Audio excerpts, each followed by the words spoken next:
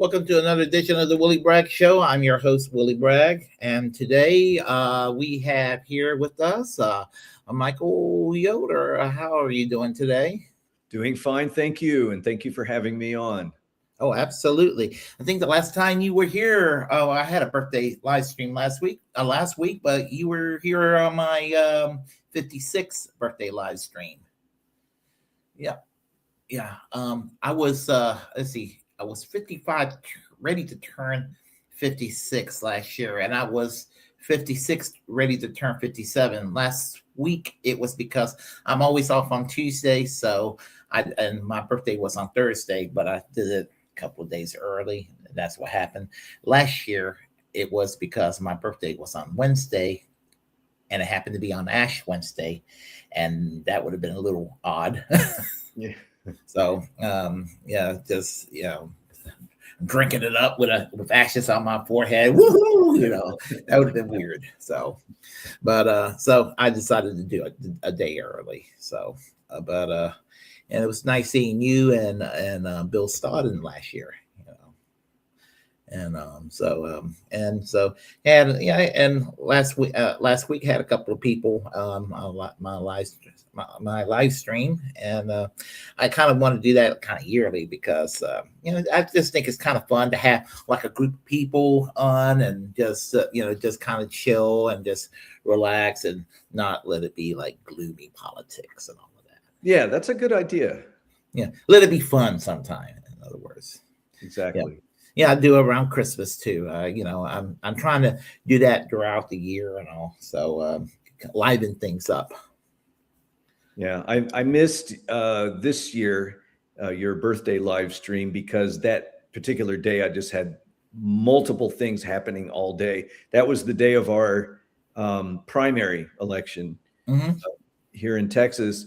Plus, the university here they had a guest speaker.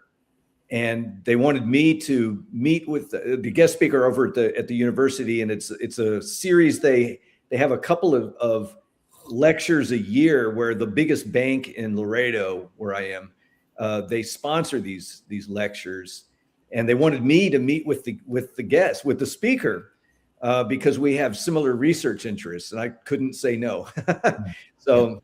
And then I also was invited to a couple of of the election result watch parties. I should have done this. Michael, you probably should introduce yourself. I forgot to do that. Okay, I'm Michael Yoder. I know Melvin from, goodness, mid-90s. Yeah. From our time in the Socialist Party. And I live in Laredo, Texas now. I am part-time working for the University of Central Arkansas, where I teach online, and then I'm also with University of Texas at Austin. I'm a research fellow in geography.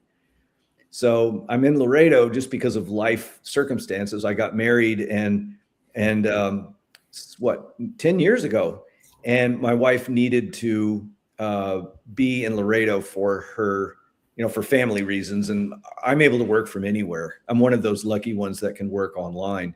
So we're in Laredo. We've been here now for a couple of years, and I do a lot of research on things like border economic development and border transportation issues and things like that. It's funny you mentioned Austin. You know that I actually when I was in college, I actually she was from Raleigh, but my first girlfriend lives in Austin now. Oh, but she's evil. She's evil. Oh. Well, yeah. Yeah. In fact, in 2006, she typed a message for me. She contacted me on MySpace, apologizing for being such a horrible human being, and MySpace requested me. I ignored her, so traumatizing. But anyway, and there was somebody else that moved to Raleigh briefly, and she was from Austin, and I dated her briefly in 2000. Okay. So strangely enough, so I had two exes that live in. I don't know if they know each other. I doubt it, but so there are two exes of mine down in Austin. Austin's a big place. It's crazy and it continues to grow. And I don't know as I would want to live there anymore. I lived there for a while in the 80s when I went to University of Texas. The reason why I'm a research fellow there is because I'm good friends with the former department chair in geography. And he knew that I was going part-time at Central Arkansas and moving to Texas. And so he put me on the faculty as a research fellow because I was working on a book at the time. And that came out, that all panned out very well. So let's see. I've always sort of view Austin, Texas as I live in North Carolina, as you know. So, and Chapel Hill is the Greenwich Village of North Carolina. It is the Berkeley of North Carolina. It is the Boulder, Colorado of North Carolina. And I would sort of view it as the Austin, Texas of North Carolina. So absolutely. Yeah. But without being crazy big, but yet it's part of a nice metro area. If you count that as do they really count that as a metro area? The Research Triangle. Okay, it's the Research Triangle Park is basically Raleigh, Durham, and Chapel Hill. Now they added Cary to it, and but I mean, for all intents and purposes, Chapel Hill is really part of it. Too, and where I live, even though it's not official, where I live is in Johnson County. There's a bunch of people that commute to the Research Triangle Park. I work at the Research Triangle Park, so I'm one of them. So if you want to consider that one big, municipality, I mean, the last time I was there, let's see, I was living in Florence, South Carolina. It was right before I moved, or maybe no, it might have been after I had already moved to Laredo. But I went to a conference there, and it was at Duke in Durham, and that was the one and only time I'd ever had malt liquor. Oh, okay, yeah, I've had malt liquor quite a bit. kind of an interesting story. I was going back to my hotel after the one of the events with the conference. And there was a convenience store right next to my hotel in Durham. And they had a display as you walked in. I don't remember if it was Schlitz malt liquor or Colt 45. I don't remember, but they had it was all in ice and everything. I thought, ooh, this looks wonderful. And I grabbed a bottle, and the guy behind the counter, he says, "Are you sure you want that?" I said, "Well, sure. Why not?" He said, "Well, that's what the black folk drink." And I'm like, I mean, it'll be good enough for me. I had the worst hangover the next day from that. That stuff was strong. I have a drinking story from hell to share with you. I have a couple of them, but I'll share you this one. My freshman year at ECU, end of the year, I studied for several exams. I think it was like 3 exams in one day, 3 finals in one day. And I literally had nothing to eat all day long. I was like, I was studying, and then I had all night. I went and took my exams. I had an empty stomach. I went to college a little bit late. I worked for a few years after high school, and then I went to college afterwards. So I was in my early 20s at that time, and so I was by default popular because I was over 21. So in the dorm, so it was, I had to go and get some alcohol for some people. They wanted me to go drink, and we was going to celebrate. I mean, I was friends with them anyway, so we were going to celebrate anyway. So we went to Kroger down Arlington Boulevard, and we got some what's it called? Mad Dog 2020 grape. Couple of pints. A couple of those, and then went to the ABC store, got some Seagram 7s. And then we ordered some several Pizza Hut pizzas and everything. And we went back to the dorms, and I was starving. So yeah, I was like, eating those greasy Pizza Hut pizzas and with the pepperoni and banana pepper, and then I was, I slugged down the Mad Dog 20, and I drank a couple of shots of the Seagram 7. God, I got sick real quick. And then I passed out. Oh, in the hallway. They had to drag me to my dorm room. This is the monster I was telling you about. Hey, what's your name? This is Pepper. She's got some little behavior issues, but she's otherwise a good cat. Oh, I believe Pepper's is a good cat. So you don't have to worry about hangovers. I'm no stranger to them. No, I've never in my life gotten sick from alcohol. Yeah, I've come close, but I've never gotten sick. So. Yeah. Let's see. The first night in London, I yacked on the sidewalk. Oh, I've been drinking probably. Let's see. I started drinking at the airport in RDU. I drank on the flights, both flights, from Raleigh to Newark, and then I drank from Newark to Gatwick all night. Okay. It kind of kept the buzz sustaining all day long, on and off, and went out that night. And around midnight, I was tired and ready to go back to my hotel room. And so I was, yeah. Sometimes there were times I can't hold my alcohol. So a few times. So yeah. So, but we all have our everybody's got a lot of their experience too. So, we got Warren here on the chat line. I think you and Bill met Warren briefly on the chat. My birthday live stream last year. Let's see. Hey, Warren, how are you? Yeah, if you ever get a chance, you should watch his show, The Secret Show. It's on Friday night at Central Time. At Central Time at 11 o'clock. Yeah. So there we go. Mad Dog 2020, Devil's Vino. Yeah. Okay. All right. So anyway, yeah. So I understand it was primary day last Tuesday. So it was. I know Jasmine Crockett lost that primary. Who I forgot the name of the guy that won. James Tallarico. Yeah, and apparently I was told that he is actually the more progressive one. Am I correct?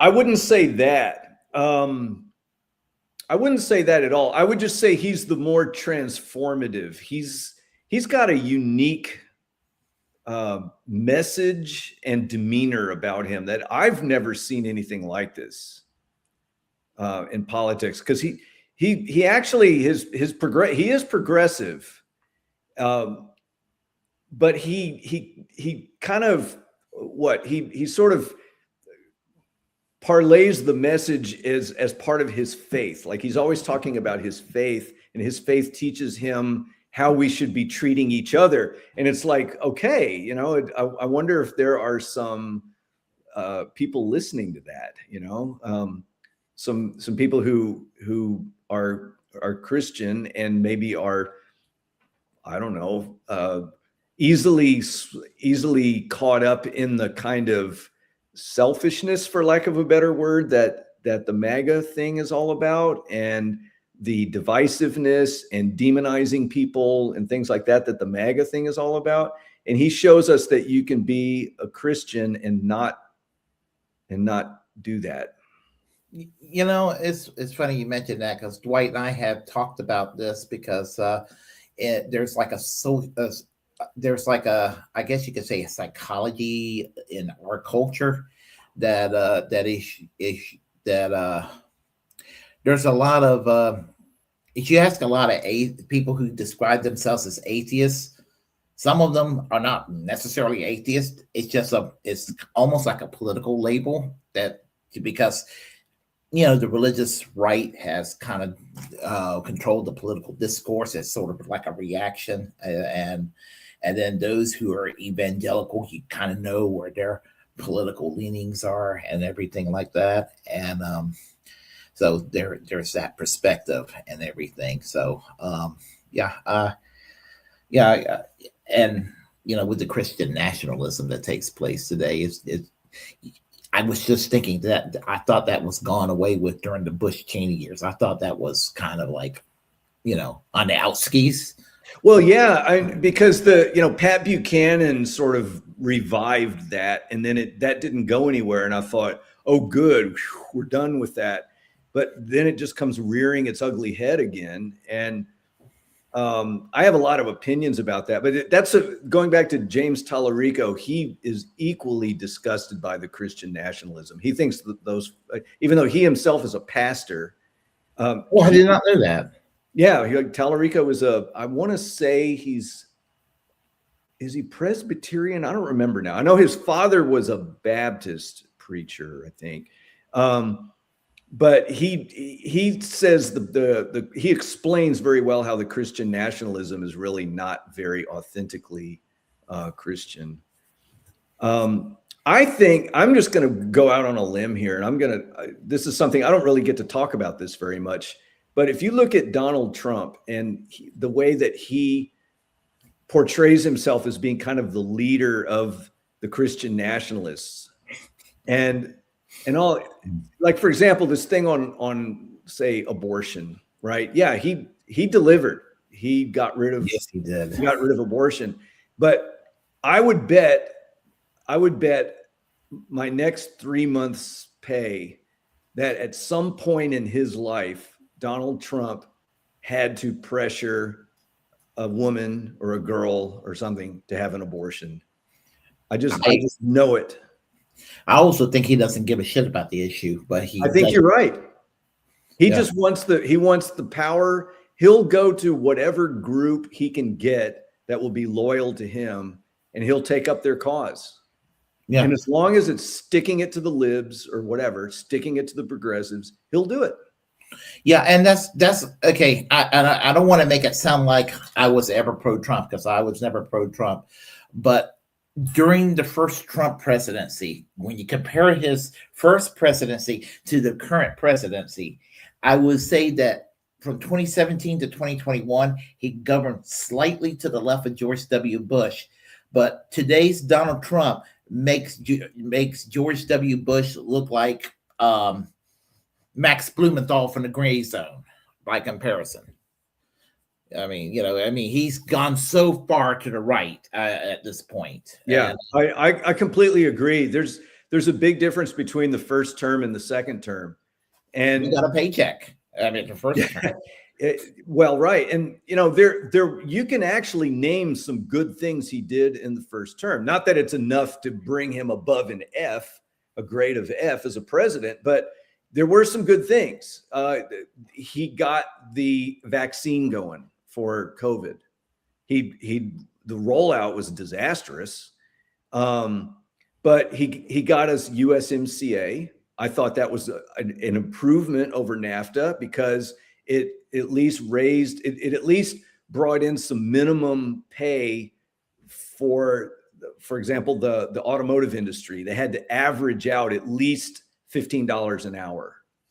And so that helped. And then he got rid of that dreaded, what they called Chapter 13 in NAFTA, which was a dispute mechanism, where if anybody had a dispute, like if a company had a dispute with, say, a state government or a local government, under Chapter 13 of NAFTA, they could sue that governing entity for something like regulating toxic waste dumps or regulating chemicals in gasoline or whatever. And it was a terrible thing, and he got rid of that. So that was good. That was a good thing he did. I personally think it was good that he convinced the Europeans that they had to pony up more for their own defense and not rely on us so much. And that mindset changed in Europe. And now look, I mean, the Europeans are ramping up their their own defense spending. They're not relying on us so much anymore, and that's good. So he did do a couple of good things, and frankly, I know maybe this is a little strange. I kind of thought the North Korea meeting with Kim Jong-un went pretty well. No, I totally agree with you. And there were some liberals out there that were criticizing him for that. And back in the days of the Cold War, they congratulated Reagan for meeting with Gorbachev, who obviously less hard line than Kim Jong-il, but right. Just it's kind of like you would want to do that. But here's the weird thing about Trump. Trump destroyed the treaty that was Obama's best achievement. Exactly. The treaty with Iran. But it was he kind of had the same arrangement with North Korea that Obama had with Iran. And the Iranian treaty was working. It was exactly. So he cannot be forgiven for that. And I know why he did it. I also think the Trans-Pacific Partnership, he just trashed that. And that was all designed to kind of isolate China. And he killed that one. Getting us out of the World Health Organization, very irresponsible.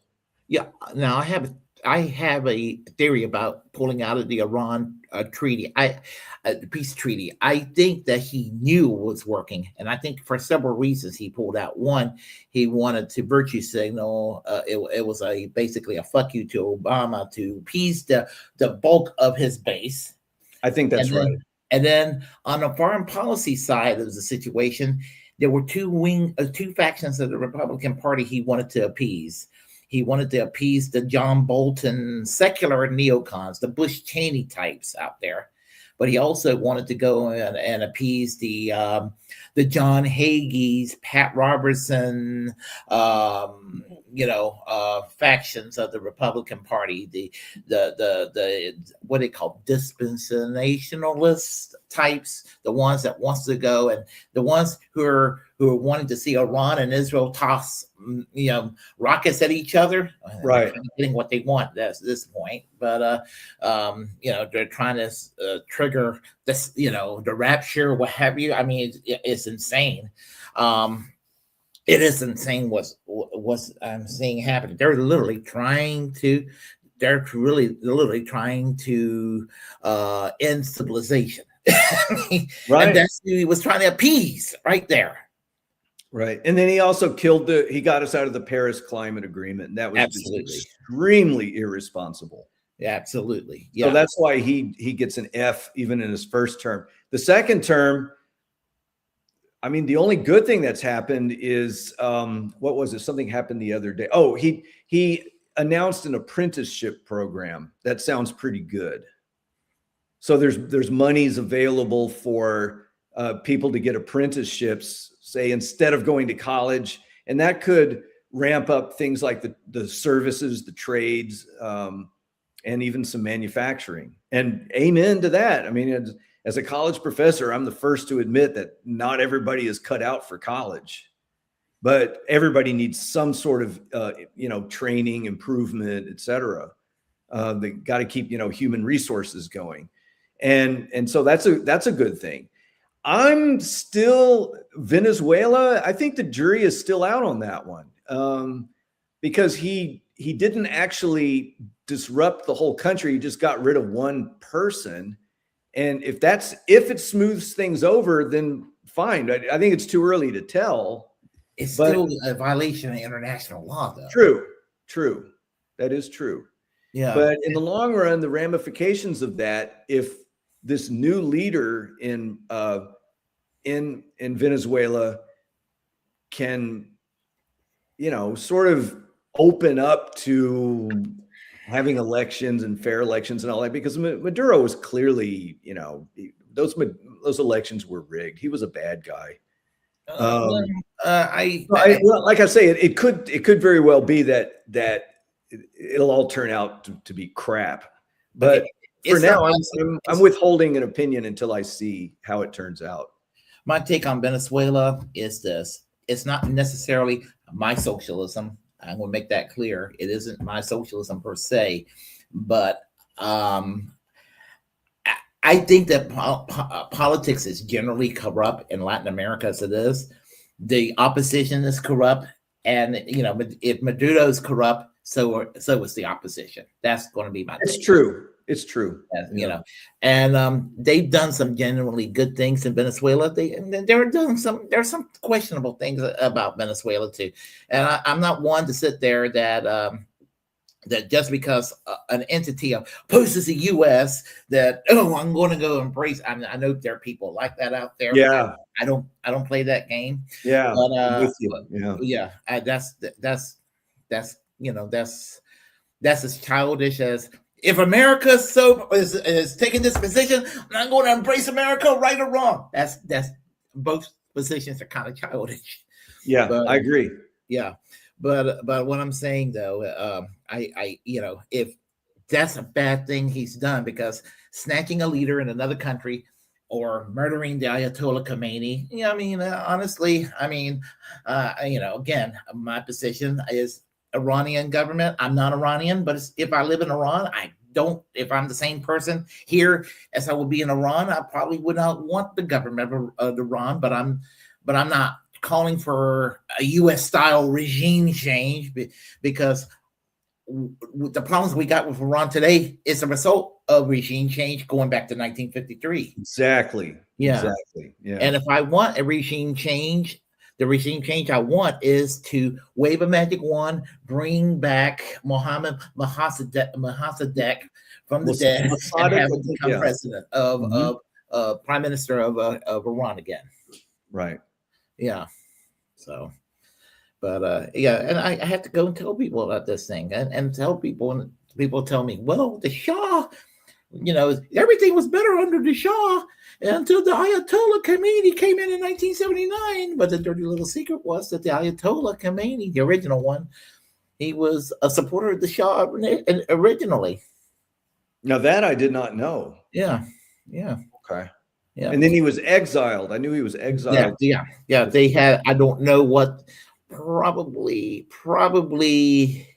was strange about the Shah, because it looked democratic, and I like the fact that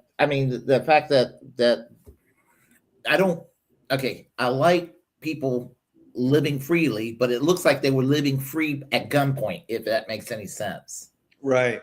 Yeah. But so I don't know if you can call that freedom if you're being forced to live like a Westerner. But anyhow, but Trump has gotten himself into a mess, and he knows he's gotten himself into a tremendous shit stew. Yeah.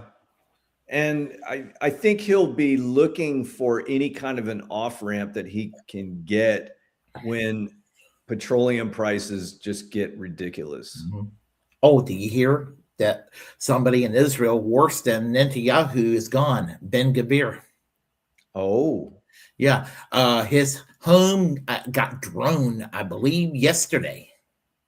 Really? I had not heard that. Yeah. He's dead. Yeah. Wow. And he makes Netanyahu look like Norman Finkelstein by comparison. Well, I think both Netanyahu and Trump underestimated Iran's ability to retaliate with missiles. So I've been reading some of the kind of military geopolitical press in these kind of national security type or global security type people, Ian Bremmer and people like that. They're saying that the missile capabilities of Iran are actually kind of impressive, and they're getting them through. Eventually they'll run out. They're not a backwards people like people. No, they're not. They're not. They They have scientists. They have people who do medical research and et cetera, et cetera. I mean, a lot of the scientific people have left because they can't work under such oppressive conditions. But I think I think they thought that this Venezuela thing would stick, and this Venezuela style of doing things would just easily be applied to the Iran case, and it's just not the case. Well, with the Iran, and this is going to sound weird how I'm going to put it, but Iran, I know it's geographically in Asia, but and it's a predominantly, it's a Shia Muslim nation, but it is, and it's going to sound weird how I'm going to put it, but it's more advanced than people give it credit for, and it is almost a European culture, almost in some ways. And I guess it's because it's borders Russia too. I think there's a little bit of an influence there too. So I just think that again, when Obama did the treaty, had that treaty not been touched and undermined by Trump, I think it would have laid a pathway toward acclimating Iran toward warmer relations with the West, and I think it would have probably led toward it would have naturally evolved toward democratic reforms from within. I agree. Now, we don't have a crystal ball, of course. We can just speculate, but things were moving in the right direction. Weapons inspectors were in there. It had the agreement of Russia, China, France, Britain, Germany, until Trump kind of weakened it. He didn't outright kill it, but in a way he kind of did. It fell without the United States taking a leadership role in that. It fell apart. And all of a sudden they started cheating, and the speculation is that they started, building up to weapons grade or uranium and all that. So yeah, it was Trump's fault, really. It really was. He pardon my language, he majorly fucked up. He did. Yeah. If he was to run. But again, now tell me, this is just kind of a hypothesis that I have. I think this is another example of kind of the resentment of Obama. He just could not handle that Obama had accomplished that. And so he had to kill it. Yeah, they talked about Trump derangement syndrome, but there was a thing called Obama derangement syndrome too that existed. Exactly. And I voted. I voted for Ralph Nader. Okay, I did too. Yeah, 2008. Yeah. But here's the thing. And I was originally for Dennis Kucinich and all that at that right. time, but. So my problem with Obama came from my critique of him from the left, and our friend Dwight. When I was supporting Obama for about 2 days, I was on the Obama bandwagon when Dennis Kucinich dropped out, and Dwight and I had a conversation, and he was like, because he was living in Illinois at the time, he was like, he told me, I wouldn't be so enthusiastic, and gave me some policy issues where Obama kind of was a disappointment. I was like, okay. But so I ended up in the primaries. I ended up voting for the guy from Alaska, the former senator. Gravel, Mike Gravel. Yeah, and God bless his soul. And then I ended up supporting Ralph Nader that year. Yeah. So okay. Yeah, I have to admit, this in Texas. I was still in Texas. That was the year I left to go to Arkansas. I was still in Laredo, and I have to admit that I did support Obama just because I was not a big fan of Hillary. Wow. And let me start on it. I despise Hillary. I really do. I despise the Clintons for what they did to the Democratic Party. To this day.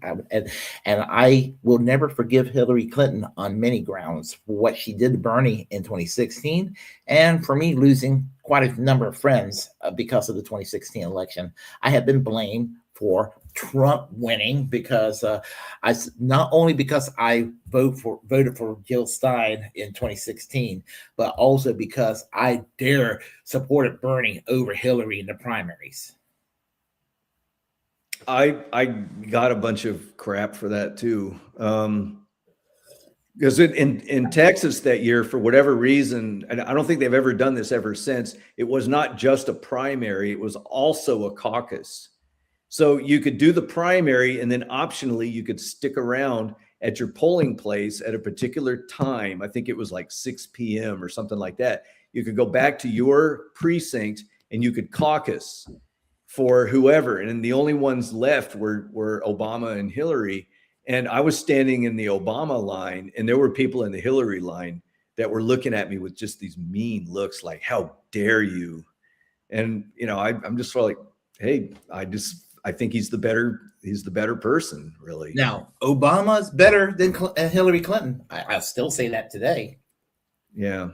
Yeah, given the choice. And I think in a weird way, Obama, he's not where Bernie is ideologically. And I have some complaints about Bernie today. I do. I mean, but he did sort of lay the pathway toward where Bernie is. I think that Obama was the middle path between the Clinton way of doing things and what became the Bernie path. Because honestly, we remember 20 years ago when, if you say you were for single payer health care, you know, you got people that would just give you the like the evil eye. They'll look at you like you were some kind of child molester or something like that. Yeah. And you can say you're for Medicare for all today. Yeah. You know, everybody like, oh yeah, it'd be nice. You don't get this, you know, oh, it'll never work. You know, you still do. You still get that. It's just not quite as much. Yeah. It's far less than it used to be. Right. Know? Yeah. So democratic socialism, social democracy, whatever you want to call it, what was, you know, I mean, in my you know, I think we have a similar politics. So, you know, I think that you and I probably look at places like Norway or Denmark or Sweden and think, you know, that's more or less the, you know, it's not perfect. It's not perfect. Nothing is perfect, but I think that they pretty much kind of is the, you know, highest standard of living in the world. I mean, that speaks for itself. Is it still capitalist? Yes, they're still capitalist, but the socialist parties made things better. Exactly. The socialists and the social democrats put some guardrails on capitalism so that it's not unfettered capitalism. Because, you know, let's be honest, capitalism has a lot of good potential. There's a lot of innovation that happens under capitalism. The problem is, though, that it gets taken to extremes, and those with the money call the shots, including in the political process, you know, especially with Citizens United and all that. So that's the problem. If we could just have guardrails on capitalism, I think it would be fine. Yeah, and I'm not for eliminating the market system. Now, I'm a little more on the nationalization of industries, old labor style. You know, I do have that mindset still, but I mean, there are people out there that you run across that you will advocate, you know, social ownership of some industries. They think you want to nationalize everything, including people's toothbrush and toilet paper.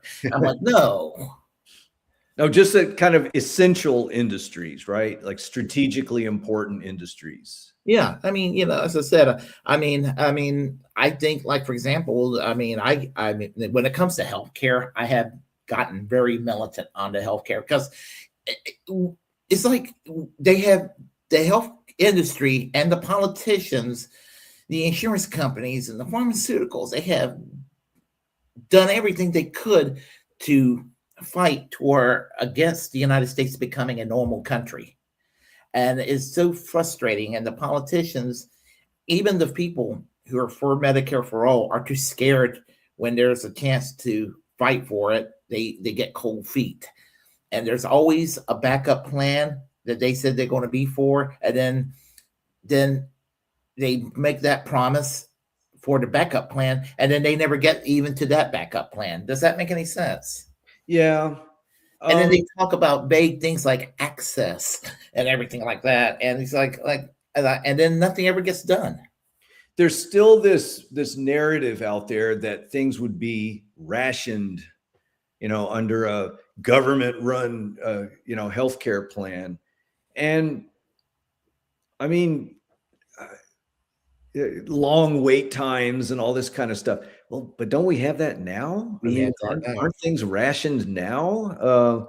For what I think what is it, about 12% of people do not have health care, something like that.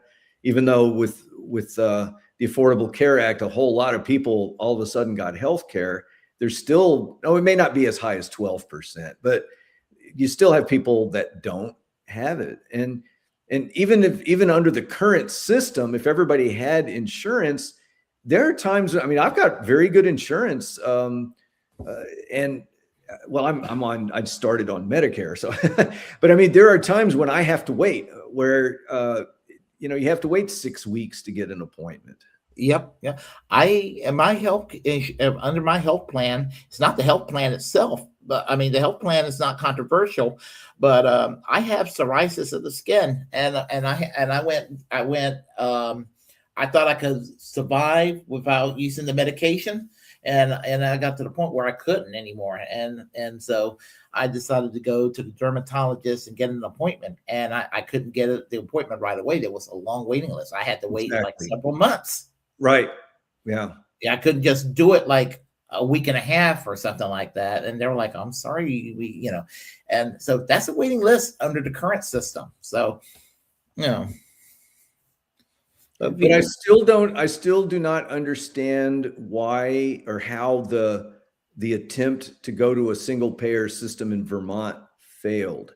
I speculate that what it is that the size of the market was just a little too small, because it is a small state.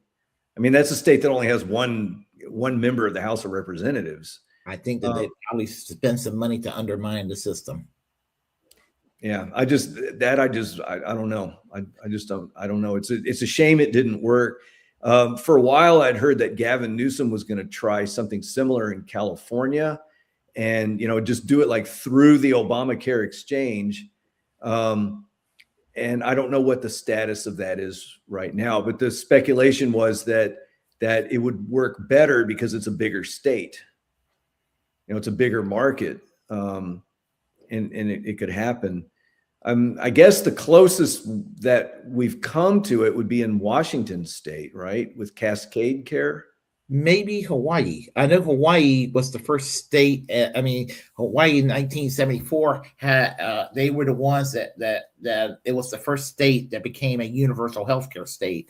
Oh, I didn't know that. Yeah, but it was based, and it was similar to what became the Affordable Care Act, but let's be real, what the Heritage Foundation created as a model, because people want to call it Obamacare, but it was really Romney Care, right?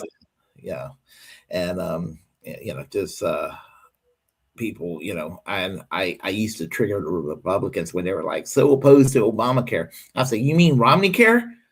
Don't you go around saying it was the Republicans that murdered. I was like, no, it was the Heritage Foundation, and that's what Tim Pawlenty called it when he was running against Romney in the primary for president. He called it Romney Care. He was trying to say that it was somehow a horrible system. That didn't work so well for Tim Pawlenty, did it? Even Newt Gingrich got in trouble when he said he opposed Obamacare, but the first 300 pages of the legislation is pretty good. Oh, he even got in trouble for saying that. Yeah. Yeah. Which I think is pretty funny, that they're, as I said, now I actually opposed it because it wasn't single payer. And now I'm militant about it. I want an NHS like they have in the UK. But Obamacare, the Affordable Care Act I don't want to call it Obamacare because there's like when they He call it, just signed the bill. He didn't design it. I mean, it was the Gang of Six in the Senate that designed it, really, wasn't it? well, Max Baucus and Chuck Grassley and all them. It was a bipartisan thing. And then Obama just merely signed the bill. And Joe Lieberman prevented the public option. Right. But that's what Jay Inslee brought in Washington. He was able to get the public option in there, and they called it, I think they called it something like Medicare 1600 or something like that. And what it is the reimbursement rate is 1.6 times or Medicare 160, I guess they call it. So it was 160% the reimbursement rate. So that means that doctors, et cetera, would be reimbursed 1.6 times what Medicare patients were reimbursed for Medicare patients.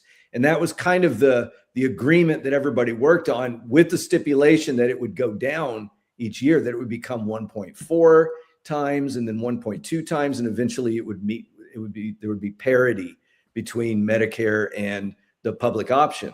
So when you go to the exchange in Washington, you can pick that public option among your choices. Now, I think, beyond that, I don't really know much about it. I'm assuming it's working okay, or we probably would have heard otherwise. Now, my understanding was that I know that Lyndon Johnson, for all his faults of the Vietnam War, there was nothing wrong really with Great Society, and I think that he actually supported single payer health care. They called it national health insurance back then. And my understanding was that Medicare and Medicaid was like just a piece of what was going to be national health insurance. And I think that the plan was to have, Medicare obviously for the elderly and Medicaid for those who are in need. And then add the younger age group eventually, and then have that, the middle age group be the last to be put under a public system. I think that was the plan. Okay. That they would piece it together like that. I didn't realize that it went as far back as Lyndon Baines Johnson, but I knew that it had come up in when Ted Kennedy was running for president, and I can't remember what year that was now. Would that have been, was that 72? 1980, he ran for president against Jimmy Carter in the primaries. That's right. But I guess he was big in the Senate though during the Nixon years. And he was trying to come up with a single payer system. And that's how the Heritage Foundation came up with basically what is now the Affordable Care Act, because they wanted to have a reaction to Kennedy's thing, and the Republicans embraced it. But I don't know why it didn't pass during Nixon. I think that was in 72. Oh, yeah. I know what happened. In 74, Kennedy and Nixon met. 74, yeah. They met, and there was a commitment to create the system. But what happened was Watergate, and Nixon stepping down, and there was a lot of hoopla about Watergate, and the commitment from Gerald Ford probably wasn't as there with the healthcare, and I think that might have been it. And the Democrats were focusing on winning in 76. I think that might have been basically all that was going on at the time. And I almost wish, I have actually thought about that. Not that I want to praise Nixon, but I'm not. But I'm just kind of wish that.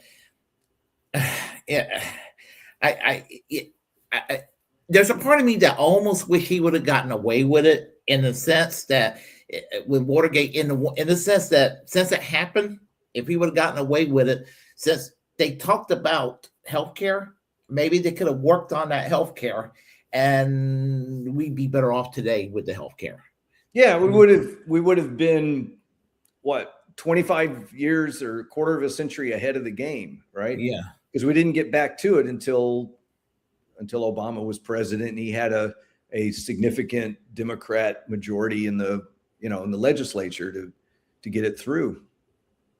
Yeah, I mean, and just and when Hillary Clinton tried doing it, I mean, and they just allowed under Obama too, they allowed the propaganda. Oh, we're going to become North Korea, which is weird because North Korea doesn't have universal health care. So I never did. I just haven't researched it because I'm not, healthcare policy is not really my thing. I'm more into like urban planning and that sort of thing. But I never did really understand what Hillary Clinton's plan was all about that failed. Now there was one good thing about Hillary's plan. It did give leeway to the states to create their own single payer system. Ah, okay. Yeah. So if Hillary Care would have taken place, if a state it would allow the state to go single payer if they wanted to. Okay. But it was based on what they call pay or play. Basically, it was mandating that companies provide insurance, and if they don't provide insurance, they had to pay into a public pool. That's it. That's why it lost. Why it lost, because you were telling small businesses they would have to cough up extra money. Yeah, and so I just thought, well, why don't you just do single payer? I mean, that's what happened there. So, and that's one of my big issues and everything. I don't think that is your big issue. Yeah.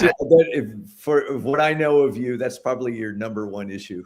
Yeah, because I just think we're not important. It's important. Yeah, it to me, I don't understand how we went this far without. Well, you know who Tim Black is? No. Yeah, he's a commentator, and he made an observation. He's one of the larger Black online commentators out there. He came up with this, and he said one of the reasons we don't have universal health care in this country is basically racism. And I used to not want to believe that, but I kind of think that might be it too, because there's a mindset in this country that universal healthcare is race neutral. I mean, in a sense, it's class reductionist. It's good for everybody, But I think there's just a lot of white people out there that, even though it would be good for them, they're thinking, "Oh, look at damn people! They're going to get that free handout." I mean, that's how they think. That's exactly right. Yeah. Yeah. I hadn't thought of the race angle, but yeah, I mean, that just adds to it. Yeah. I mean, they come up with all this nonsense about how undocumented immigrants get it and all this stuff. Yeah. Oh, and that's another thing I keep on hearing about, them Democrats, they just bring them illegals here in their country and give them health care. Democrats don't even support universal health care. Elected Democrats don't even support universal health care for Americans. Why would they give it to so-called illegals? Exactly. Yeah, that's just so crazy, I mean, and that's another thing I want to bring up. ICE. Let's talk about ICE. Oh boy. Yeah. Because, I mean, of course, my blood pressure will go up, but I mean, I resent how overtly anti-democratic, smaller case D that they are. A lot of my neighbors are either Border Patrol, or one of my neighbors is ICE. Oh, I'm sorry. And I'm not 100% comfortable talking with them about this, but I suspect, because they're all pretty nice people. I don't like the ICE guy, but it's only because he has loud parties till 2 a.m. sometimes, and it kind of pisses me off. I actually had to call the police on my ICE neighbor one time because his party was too loud at 2 a.m. He had cranked up the subwoofer. It's like, come on, man. I rang the doorbell to ask him to please turn the bass down, and they just blew me off. They didn't even answer the door. So called the cops. The cops shut down their party. I thought that was kind of interesting. But a couple of my other neighbors are Border Patrol. I'm on better terms with them. but I haven't broached this topic with them. But I suspect that a lot of this is poor training. They brought in a bunch of people because they had these quotas that they had to round up X number of people, and you know, they pitched it as rounding up criminals, but only a small percentage of the people they rounded up actually have committed, you know, violent crimes or theft or whatever. But I suspect what this is poor training, because actually this past week, are you familiar with the show This American Life, Ira Glass's show on NPR? I'm not sure. It's a pretty interesting show. It's very eclectic, the kinds of things he does. But last week, he focused the whole episode on this question, and he interviewed a lot of different people from those organizations, from ICE and from Border Patrol and all that. And they basically, what Kristi Noem and Trump did is they set these people up to fail. And they put them in an untenable position. They didn't train them how to deal with protesters, for example. And so they just were very unprofessional about it. And I would love to ask my neighbors, you know, it's like, is this true? Because I'm sure they'd probably go, yeah, it's true. I'm imagining they would say that. Yeah, here's the thing. You know, to me, I think it's the moderate position not to have ICE in existence, because you already got customs at the borders. And I don't have an issue with a quote unquote border. You got customs. That's what they're there for.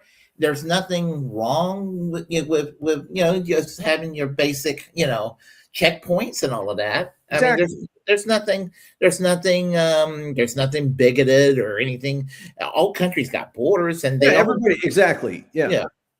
That's fine, and they do their jobs and all that. But you know, but and here's the thing about the ICE agents, though. I mean, we don't see. Okay. If they're going after gang members, you know, what have you, the tattoo gang members and all of that, and sending those really horrible people, you know, the MS-13, that they're sending them back to their country, I don't have a problem with that. But they're going after, you know, they're going after hotel workers and restaurant workers. Yeah. I mean, they're going after like hardworking, ordinary people. And I think that even people who are like who might have been a little hawkish and may still have some hawkish views on the border, I think that maybe their heart's getting softened a little bit. With some people, they're probably thinking, "Man, that's not nice," you know. I'm hearing down here in Laredo, but also down in what they call the Valley, like McAllen, Brownsville, that area. I'm hearing people in the business community that, you know, are very Republican otherwise, because they're business people, you know, bankers and so on. They are opposed to this hyper vigilance like that, this ICE kind of stuff, removing people, just deporting people, locking people up in Dilley, Texas, and so on. They're very opposed to that. If builders like that, the home builders are saying, this is killing my business. I can't get workers. And I had a guest on the show about a month ago. You probably seen him on Facebook. Justin Adio. He sometimes replies to some of my posts. And he said this, and it was an interesting perspective. He's saying these ICE agents, what Trump is doing, he's acting like one of these ruthless landlords with these ICE agents, because rounding these people up and deporting them, because if they're here long enough, their wages are going to go get higher eventually. So you round these people up, you send them back, and then another undercurrent of undocumented workers come in, and their wages are stagnated and kept low. Right. So, and that's really what he's actually trying to keep the problem. He's trying to keep the problem persisting.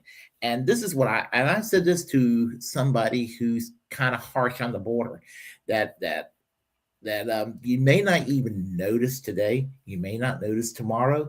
You probably won't notice for about a year or two. Maybe you'll start noticing in 5 years. But because of President Claudia Sheinbaum. Sheinbaum, the Mexican economy has improved, and you're probably going to see less people, quote unquote, crossing the border because if I'm not mistaken, isn't the standard of living rising in Mexico right now? It is, and even under Biden, you started to see more people self-deporting, if you want to call it that. People started returning to Mexico in larger numbers than they came from Mexico.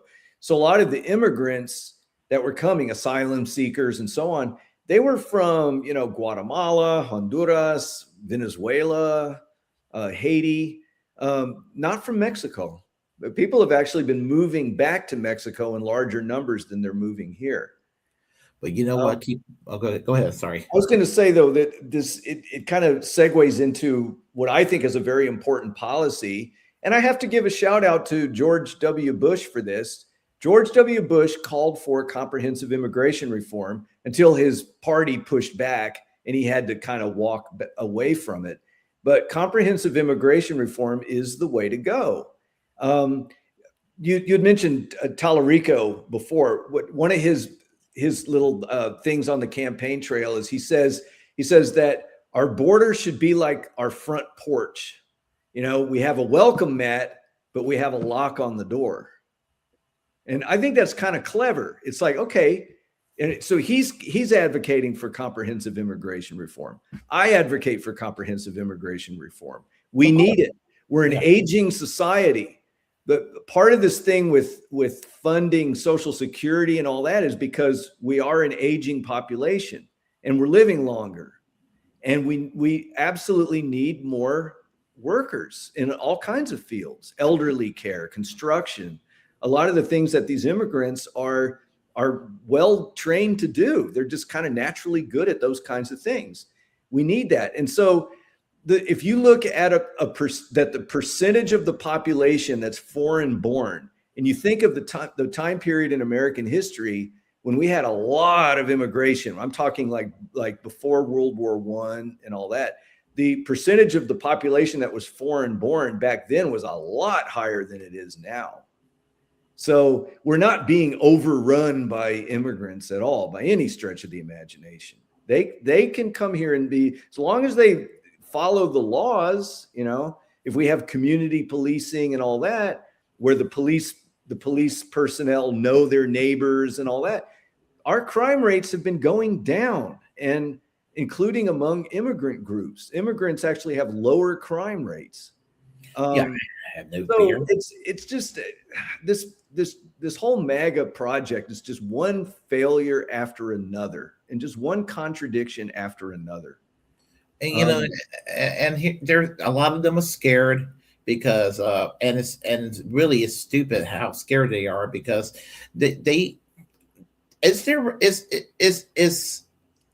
is bigotry based on stupidity because they automatically think Latin America, quote unquote, non-white, which is not even all that untrue. It's not even really true because most people in Latin America are either white or white Native American mixture, or they're mostly mestizo. Most of them are white Native American mestizos. I had last week, Angie Moon and myself were discussing that she's half Venezuelan, I'm half Puerto Rican, and we were both discussing this, and she and on her mom's side of the family, there's you could say that there's a mestizos background with some of her family members, and same with my mom's side of the family, and the thing about it is that people are acting like they're acting like it's an alien civilization or whatever. Exactly. It's a parallel European civilization in the sense that it's Spanish. we speak English, they speak Spanish. It's like you got Canada, they speak English and French. Right. I don't think there's any problem in Canada. Right. Yeah. So I don't, it doesn't have to be, the country doesn't have to be balkanized or what have you. I mean, I don't have a problem when I go on the phone and it's in English and it's in Spanish. It doesn't bother me. It doesn't bother me at all. But people act like, they act like their ways of life is changing and all of that. And they are so scared of this great replacement theory that's not even true. They're so paranoid. Yeah, exactly. I remember one time this was about, maybe about 7 or 8 years ago. I was at a conference in New York, and they, of course, they scheduled a conference in January of that year. Real smart, right? It was at Columbia University. It's beautiful. It's only the second time I'd been to New York, but I really loved it. But when I was coming home, I was staying in kind of Midtown. I was in like the Hell's Kitchen area of west side of Manhattan. And the van, took us to LaGuardia, and I got on my plane. This was on a Saturday. I got on the airplane, and we're sitting there, and it's like, gee, shouldn't we be taking off now? The flight was supposed to go from LaGuardia to Midway, and then in Chicago. And then from there, I would change planes and go to Little Rock, back where I was, because I was living in Arkansas at the time. And we're sitting there in the plane. We're sitting there. And finally, the captain came on the thing. And he says, "I'm sorry, folks, but our flight has been canceled because of a blizzard in Chicago." But oh, crap. And I was mad. We had to get off the plane. We had to line up in the customer service line. We had to make our own reservation for a hotel. And thankfully, there was somebody behind me who knew how to do this on her phone. She found I think it was a Holiday Inn Express, not too far from LaGuardia, in a place called Corona, Queens. And they had rooms at a reasonable price. I thought, okay, well, we'll go there. And I was really just pissed off that I'll just have to live with this. And then the next day, I was able to get a flight that went directly to Dallas, so there wasn't a problem. But that evening, I walked to the town center in Corona, and I was the only white guy there. Everybody, they were Dominicans, they were Bangladeshi, Pakistani. I mean, they were from all over. They were Colombians. It was so cool. I had the time of my life. It was like being in an international kind of place. And I guess I just don't understand what is the problem with having people that speak another language, Yeah, I don't have a problem with it myself. I mean, you got the world out there. It's good. It's good to know about. It's good to know about the world. I mean, I interact with people from other countries just on a day-to-day basis, and I communicate obviously online with people from around the world, and you learn a lot. Yeah, I mean, here in Laredo, where I live, the dominant language is Spanish, and I speak Spanish because you kind of have to if you want to get the full experience. You don't absolutely have to speak Spanish in Laredo, but to get the full experience of it, it's best that you do. If you've got a plumber who's coming over and maybe the plumber's helper doesn't speak any English, it's always helpful if you know Spanish so you can communicate and find out what they're doing, or getting your AC repaired or whatever. I mean, I have no problem with that.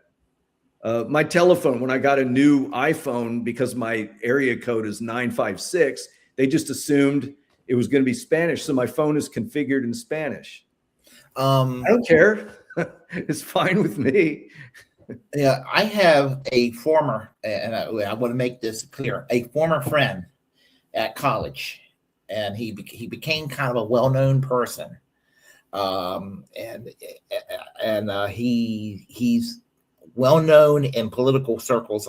He started off as a liberal, and we worked together in the College Democrats, and he became well known. He took a far turn to the right, and he runs an organization called Americans for Legal Immigration Political Action Committee, ALIPAC. And it's like a xenophobic anti-immigrant group. I mean, and he is such a paranoid individual these days. That's so sad. Yeah, and that's all he's obsessed with and everything. And and he's such a miserable human being. Yeah. Yeah, he really is. Just it really is sad because I knew him in college, and he's a musician, and he's actually, yeah, he's actually kind of talented musically. I mean, does music the way I does music the way I like the music to be done and everything, and there he is, doing what he's doing, Yeah. So we don't really speak to each other. We don't have any use for each other anymore. So Yeah, that's too bad. yeah, he blocked me. So because I go and troll him. Apparently his mother every time I talk shit about him, occasionally I'll talk shit about him on Facebook, and and he'll catch that when I highlight his name, and he'll go and just let me have it now, and I'll go and talk junk to her. Yeah. So yeah, and I hope it gets back to her what I said about him. So. So anyway, I'll tell you the name. He ain't gonna ever watch the show. His name is William Geen. Gheeen. He was actually on the Alex Jones show one time. Oh boy. Yeah. And you said he's an elected official? No. He's the president of a PAC. A PAC. Yeah, that's Alley PAC. Yeah. So yeah, he let me tell you what he did. I personally think he did this. He used to throw these parties at ECU, and I don't think he's ever going to watch this. So, he ran for senior class president, and he made his announcement that he was going to run for senior class president, and so he had this party, and it was probably about 75 people at his house. And there was like a crack house across the street. I think he bribed the people from across the street to call the police to stop the party, so he can virtue signal about him getting arrested. So he got arrested, and he made a speech that he's getting arrested. He's running for class president, and so and this is a travesty of justice. I'm getting arrested. So remember, folks, I'm running for class president, and in November, vote Democrat, because back then he was still supposedly a liberal. Interesting. Yeah. He's a slimy individual. Oh. Yeah. Total. He's scuzzy as hell. But anyway, he ran for city council and lost by 39 votes. Second worst. At that time, he was still a liberal, and I voted for him for city council at that time because he wasn't overtly, or he wasn't out of his right-wing closet yet. I mean, he just started getting right-wing almost right away after he lost the city council race. And I was like, uh-oh. I'm glad he lost. Yeah. Now, in retrospect, yeah. Yeah. Well, that was the last time I was involved with normie Democratic Party politics anyway. So, yeah. And then I went kind of in the real left where I'm at. Never turned back. So, Socialist Party. Let's talk about that. I have to admit, I've not really kept up with the Socialist Party much lately. Yeah. They with the Socialist Party. Yeah, I mean, I keep up. I mean, I had Bill and Stephanie year before last on my show, the SPUSA presidential and vice president. Oh, okay. Had them on my show. Stephanie lived in North Carolina for a while. Stephanie Shalinsky, and she's actually been on the show. She co-hosted with me one time. So, I had them on the show. They were here on election night 2024. Okay, good. Yeah. So, and of course they didn't win the election. Bill was like, he was like, why didn't you vote for me? I was like, because y'all were not on the ballot. Exactly. Yeah. So, but I was kind of glad that Howie Hawkins got the nomination in 2020 for the Green Party. I was glad I felt like it was good for the Socialist Party because it kind of helped the Socialist Party. I felt like that helped them, Yeah. So, but just the Socialist Party was it was a learning experience for me. I mean, it was my, I'm well versed in independent politics because of the Socialist Party. So, right. And it helps me kind of look at the world through maybe cynical lenses sometimes, but maybe a little too cynical, but So, how do you get in touch with the Socialist Party? Let me think of how that all played out. Well, I was a big Dukakis person in '88. Me too.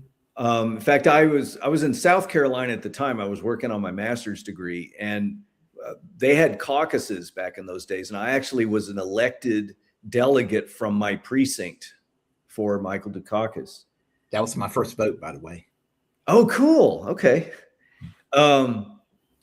Then after that, I guess because of Clinton coming in, and then, well, I guess for me, how it happened was Bernie Sanders came in, and I thought, well, this is really cool. I saw the contrast between him and the sort of Clinton tendency within the Democratic Party. And I thought, well, why can't there be a party like that? And I started looking into it, and there were a number of different socialist parties. There was the Socialist Workers Party and the Socialist Labor Party and the Socialist Party USA. And I want to say Quinn Brisbane was running. Does that sound about right? 92. 92. Okay. So that's when I kind of started, latching myself onto that party. I think I joined probably that year when Quinn Brisbane ran. And he and I had talked on the phone one time. I found him somehow in the phone book or something. I don't know, or directory assistance or something. And I called him and we talked. And I became, a member. And then I moved to Laredo when I finished my doctorate. And I believe, let me think now. I moved to Laredo in 95. In the 90s, who ran in 96 for the Socialists? Mary Cal Hollis and Eric Chester. That's right. Okay. And who was her running mate? Was it Chester? Eric Chester. Eric Chester, yeah. Ironically, Eric Chester lives in North Carolina now. Oh, okay. And then in 2000, David McReynolds and Mary Cal Hollis. That's right. And David McReynolds, I reached out to the campaign and I said, hey, I work at Texas A&M International University. If y'all have the budget to send him down here, I could set up a lecture that he could give. And the way we did it was I didn't want him to give a campaign speech. So what I did is I had him give a lecture on the history of socialism. And the room was packed. What they tried to do, the administration at the university, they gave us a small classroom. Like it was like a little small auditorium, maybe 60 seats, something like that. There were people in the aisles, standing in the aisles, sitting in the aisles. And when the news came, I made sure that I had the local news come, and they panned the camera around. It looked like a room filled with sardines. So it backfired on the administration that they stuck it in a small room. And then he and we went across to Mexico and had breakfast one morning. I just really enjoyed hanging out with him. David McReynolds was awesome person. And then I think it was around the Walt Brown years, that Walt Brown campaign, that after that, when they tried there was an attempted coup. He had become the candidate. Mm-hmm. And I don't remember. Oh, and it was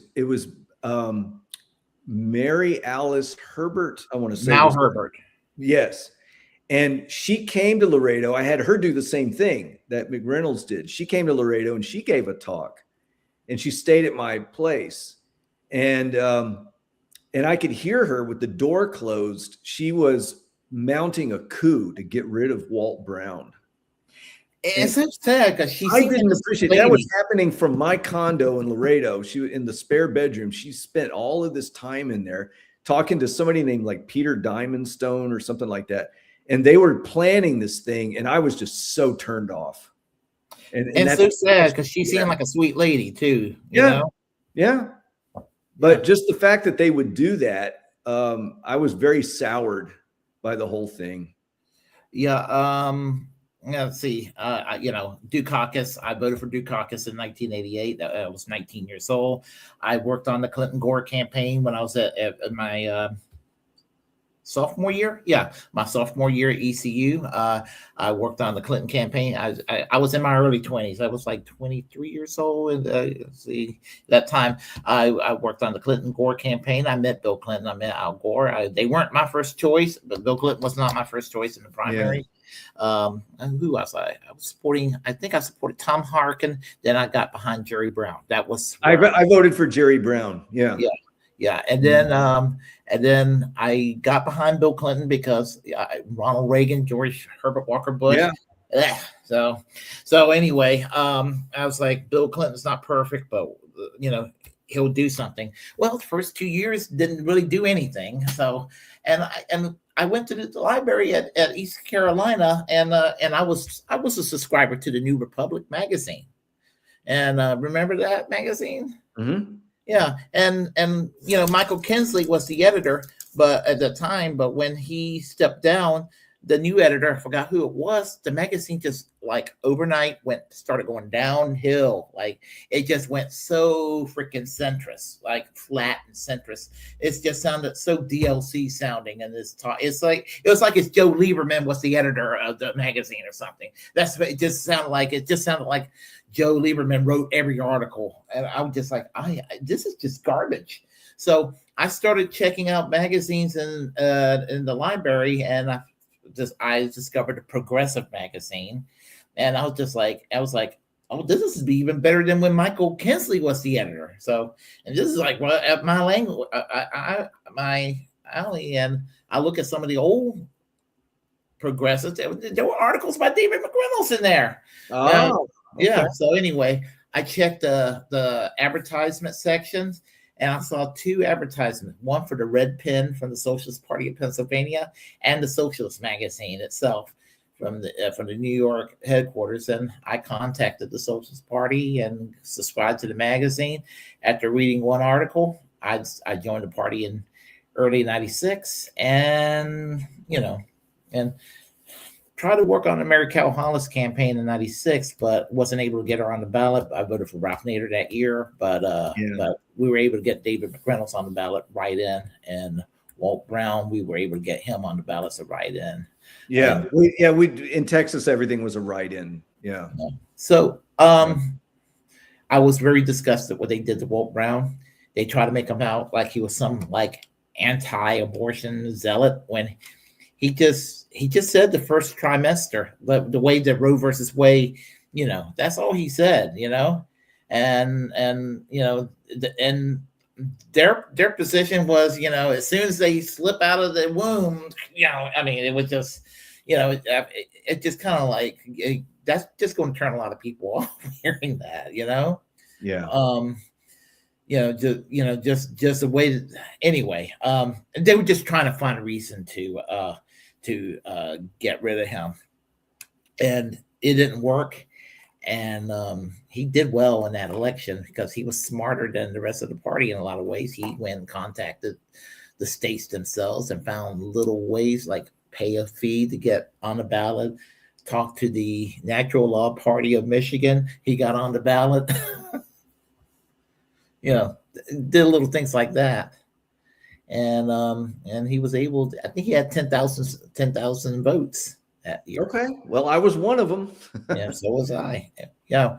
So Um, but I love the Socialist Party because some of the Trotskyist malcontents in there they were just dragging everything down.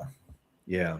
We Yeah. built this party and they were dragging everything down. So, I just got burned out. I was telling Caddy Ann at the time that, that I was going through a lot of personal problems. I just didn't need that baggage in my life. And Right. so I took a little hiatus. I ran my mouth about politics, but I sort of took a break and away from hardcore activism until kind of when Bernie Sanders started running. And then, Yeah. Yeah. but you know what's so weird? Even before joining the Socialist Party, I actually was following Bernie Sanders.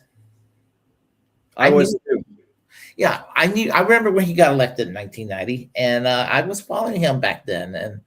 And I watched Ted Koppel's show where Bernie Sanders got elected in the House. Paul Wellstone got elected in the Senate, and apparently they were so ideologically similar. They interviewed them both, and I was just like, I like these two candidates. I like these two politicians here. So, and a lot of people sadly don't remember Paul Wellstone at this point, but yeah. But it's too bad what happened to him. Yeah. But he was thinking about running for president at a certain point, but that never came to pass. Right. Yeah.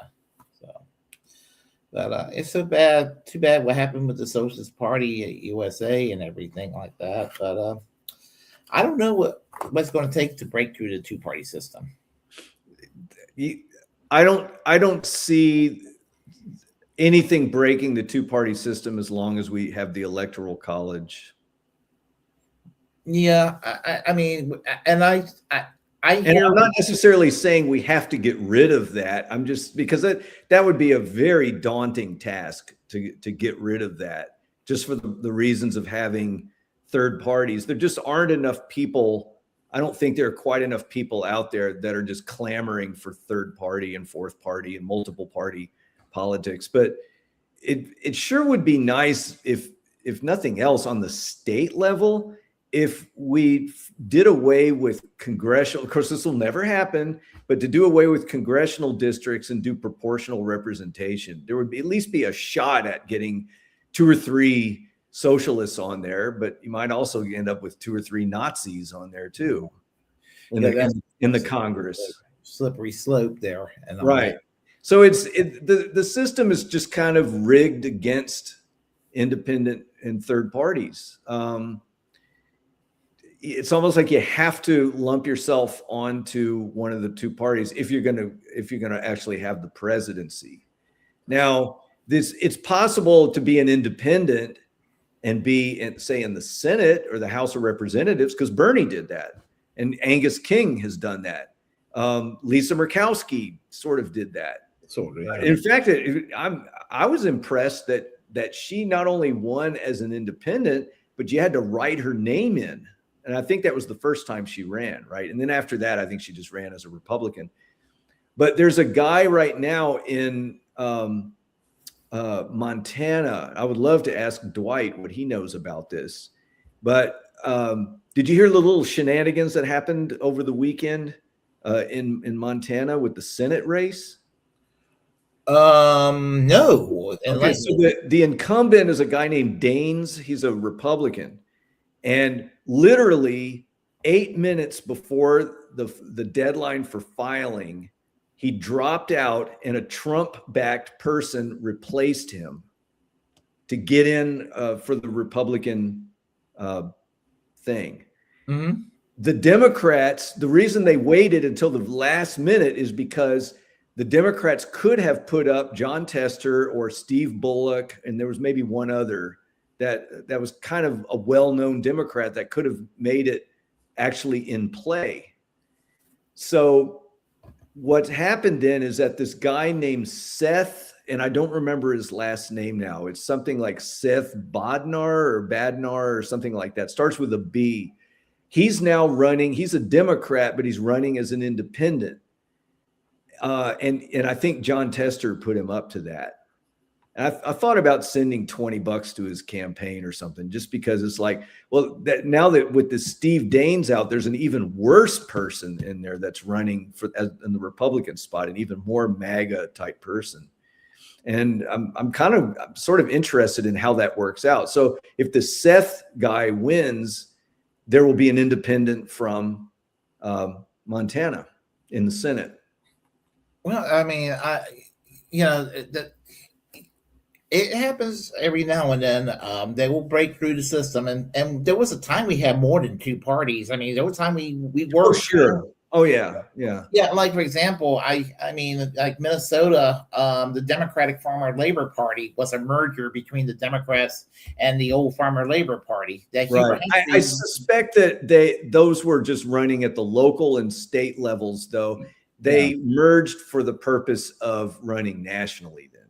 Yeah. So that's what happened there. Convenience. And that makes sense. I mean, it's kind of what you have to do. It's like, well, okay, that's the price you pay for living in the United States, is you basically have to be with one camp or the other. So that means then that the two parties theoretically should try to be broad tents.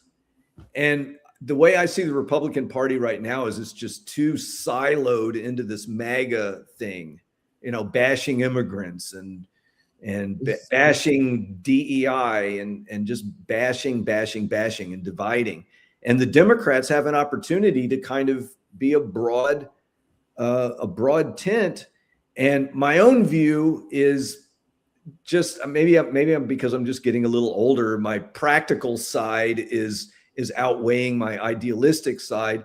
I'm working within the Democratic Party now. I mean, I'm not running for anything, but just supporting candidates and so on. I see because of what I view as the negatives of this MAGA thing, that overall I see it as a destructive force. I think there's room in the Democrat big tent for everybody from Mamdani and AOC on one side to Joe Manchin and everything. Everything in between. They have more in common than they have differences, and the differences are big. And I think we make too much out of those differences. This is how I look at it. Within the Democratic Party, I don't have time for Manchin. I don't have time for Kirsten Sinema. I don't have time for those folks because they just, Kirsten Sinema and Joe Manchin destroyed Build Back Better. People like that. They're basically Republicans. And I'm not necessarily criticizing working inside the Democratic Party, but I say you should work inside the Democratic Party, fight like hell inside the Democratic Party to fight the Kirsten Sinemas. Well, they're not in the party anymore, but fight the Clinton factions in the party, because they're the problems. The Schumers are the problems. The Hakeem Jeffries, they're the problem in the party, and I look at Mamdani as kind of I kind of thought that Mamdani would be sort of wishy-washy, but it looks like he's turning out to be a better mayor than I thought he was going to be. I agree with that. I thought for sure that from the get-go we were going to see the limits as to how much he could maneuver, because in New York, it's so big that to do things that are funded, you got to get the support of the state of New York. And it's hard. It's hard for them, for somebody like Mamdani to do that. He's done some good. And I genuinely support him. I wish him well. And I think he's been better as a mayor of New York than, let's say, AOC in the U.S. House representing the 14th district. I agree with that. Yeah, and I know I kind of criticize AOC because she's just kind of, it's like AOC she's got the policies, and I know she kind of wants to do the right thing, but she allows herself to get intimidated, and it's really irritating because she doesn't even know she doesn't even realize that she's got more strength than she realizes. That if she could just use her influence, she could actually uh, what she said in 2018 cause a ruckus inside the Democratic Party. Yeah. And I think she's scared to at this point. So Yeah. that's basically it. That's basically it. My favorite Democrat, I guess you could say, is Ro Khanna of California. I like Ro Khanna a lot. Yeah. Yeah. Ro Khanna, he's basically. I mean, Ro Khanna, when he talks to people, even conservatives, I think he wins conservatives. He may not convince some of the policies, but he's able to let people who are conservative or even people who are sitting on the fence, let them know that you can be left wing and you can be rational, and your positions are very practical and commonsensical. And I like that about Ro Khanna. He wrote a book a few years ago on manufacturing in the U.S. and I use like an excerpt of that book in one of the courses I teach. It's a seminar in community and economic development, and he goes through very systematically and talks about how the United States has to emphasize higher value manufacturing. We don't need to be wasting our time with rudimentary things that could just as easily be done in Mexico, to keep costs down and keep those supply chains going. And so that's kind of his argument, is we should be shooting for the more specialized manufacturing that involves apprenticeships and that kind of thing. And it's a very good essay that came out of his book that I emphasize, that I have the class read. So. And he's also great in reaching across the aisle. Yes. With Republicans, the libertarian-minded Republicans, and maybe because look at his district, in Silicon Valley. So he can work with some of the, like the Thomas Masseys on foreign policy and areas, dealing with anti-war issues and everything like that. And so as I said. I mean, he's probably, as I said, he's probably one of the better ones in the Democratic Party, and but as I said, in the Democratic Party, just like I would say in England and in the Labour Party, the target is to, back in the 90s and early 2000s, Blair was. You just fight Blair, Today in England, you fight Keir Starmer inside the party. I mean, that's basically what I'm saying, because they're the ones that stole the party. Bill Clinton stole the party from us. I mean, Bill Clinton Reaganized the Democratic Party in the 1990s. So, I mean, I don't have any patience with that. Yeah. I want my FDR party back. Yeah. I mean, Abigail Spanberger of the governor of Virginia, she was a member of Congress at the time, basically said to AOC that you got to stop being the Democratic Party of FDR. And I had a similar comment in the College Democrats, which is when I turned socialist. Yeah. I was told, we're not the Democratic Party of FDR anymore. We're New Democrats. Oh, when they said that to me, bye-bye. Yeah. Yeah, because it was, 1995. They wanted to run one of the worst people against Jesse Helms, and that was Charles Sanders, who was the CEO of a pharmaceutical called Glaxo Wellcome. I don't know if you ever heard of them. No. And they like, oh, he could go and beat Jesse Helms. I was like, no, I want Harvey Gantt. And they're like, they were like, they were determined to back Charles Sanders. So I was like, I don't want any part of that. So, but anyway, you've thought about running for office? I did at one time, and it didn't go very well. Let's see, it was in 2012.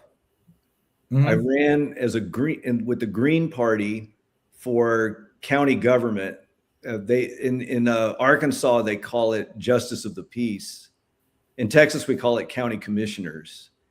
And I ran against an incumbent Republican. There was no Democrat on the ballot. And I honestly, I had so much going on that semester. I just didn't really have time to, I didn't have the chance to really properly campaign. And I just thought I was going to win it anyway, because the Republican, it turned out that he had illegally designated his address as being in the precinct, in the Mhm. district. And I went to where his address was, and it was in a like an RV park, and he had an empty slip in a little empty lot in the RV park. And I took a picture of it and I submitted it to the newspaper, and I got a little, op-ed piece in there, and I announced my candidacy. And with no campaigning, because I had like multiple projects going on at once that semester, Mhm. I still got 38% of the vote. I got the same percent in that district that Barack Obama got in that district. Yeah, But I'll never do that again. Yeah, that was foolish for me to. I let the Democrats talk me into it. They needed somebody on the ballot there, but I told them, I said, I'm not going to run as a Democrat. I'll run as a Green. And they said, okay, fine, whatever. so the Democrats endorsed the Greens then. Yeah, for that position. Yeah. Okay.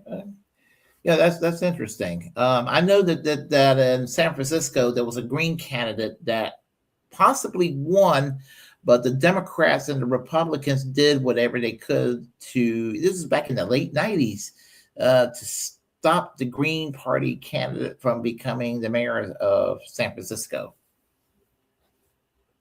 Yeah, it was. I don't Yeah, remember. yeah. I remember reading about it years ago. Yeah. Okay. Yeah, so that's what they do and all that. So um I've always wanted to run for office, but just You uh, could. You're young enough to do it. oh, I don't know if I'm that young. I mean, I just turned 57. So I so yeah. Well, maybe when I retire, I mean, I just said I'm turning 57, but maybe when I retire, I have a little bit of free time. I might, knowing that I'll probably lose, but I probably would get. Yeah, that's the thing. You have to go into it realizing that it's an uphill battle. Yeah. But you still try. Don't make the mistake I did and just sit back and go, oh, this guy, this incumbent, he's not going to win. He doesn't even live here. Well, they voted for him anyway because it was a heavily, heavily Republican district. Now I know that there are some states where the Democratic Party is very weak in the West. That the advantage there is to work within the confines of the Democratic Party, because you can actually shift it leftward, because the Republican Party is so strong that hardly anybody works within the Democratic Party. You can actually take the Democratic Party and move it leftward. Right. Yeah, well, Dwight was telling me about that when he lived in Wyoming. That's how. Oh yeah, Local Democrats tend to be more left leaning. Yeah, so I just thought that was interesting. But as I had my way, we had I would love to have we'd love to have some kind of social democratic labor workers party or whatever, but I know that just doesn't sound too American to people. Right. Yeah, social democratic workers party or something like that. Right. Yeah. But anyway, let's see. Do you have any final words? No, I think we're going on a couple hours here, right? Yeah. We're going nearly 2 hours. I enjoyed this chat, by the way. I did too. This is great. Yeah, we'll have to do this again. I would like that. Yeah. Have you ever thought about, I'm asking this on the air, have you ever thought about podcasting? Not really. I probably should though, huh? Let me put it this way. And I tell you what my original intent. When I started this, you probably know this. I did this as sort of like I did this because back then I was Young Turks. I was, Jimmy Dore. I was Kyle Kalinske, Sam Cedar, the big wigs. I was watching all those shows all the time. And I was like, you know what? I could do this and do what they're doing, being a surrogate for Bernie in my own little way and everything like that. And maybe even talk some politics on the side. Bernie dropped out. I had a meltdown, of course, but I was like, you know what? I'm going to keep doing this. Let me see how many subscribers I can get. And of course, for a while, YouTube was suppressing political content for a while and all that. But I don't know. I enjoyed it. It's a great way to get stuff out of your chest and everything. And I met some neat people over the years in this line